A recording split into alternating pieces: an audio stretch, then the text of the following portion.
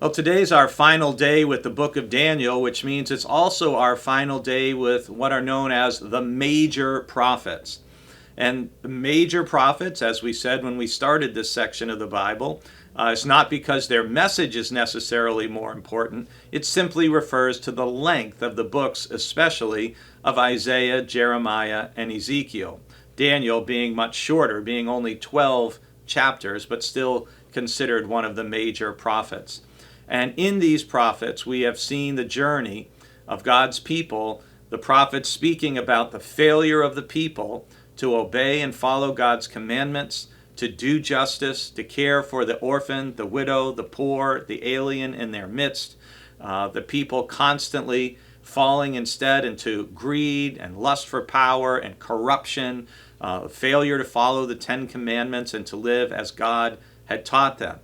So we see, as a result of the work of the major prophets and the years during which they were preaching and teaching and ministering, we see the fall of the kingdom of Judah, the destruction of Jerusalem, and also words and promises of hope in the future for restoration, for new life, and for renewal.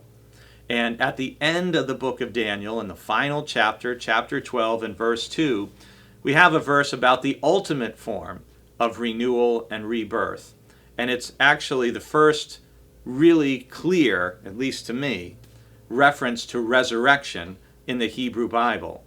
In verse 2 of Daniel 12, it says, "Many of those who sleep in the dust of the earth shall awake, some to everlasting life, and some to shame and everlasting contempt." Here in Daniel, we hear about that not all who are raised are going to find everlasting reward. Some people, unfortunately, are going to find everlasting punishment. And this is part of the biblical view that there are consequences to how we live our life on this earth.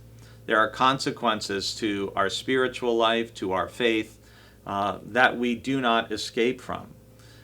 So part of what we hear in Daniel is an urgency, if you will, to recognize that life on this earth has eternal consequences, an eternal impact.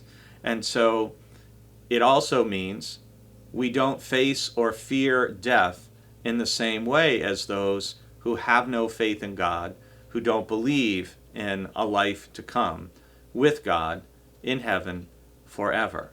As we will read later in the New Testament, we do not grieve as those who have no hope, but we are to live with an urgency that reflects that our life on earth has eternal consequences, and therefore we should have an urgency about sharing the gospel. It is good news that we don't have to die and spend time for all eternity apart from God.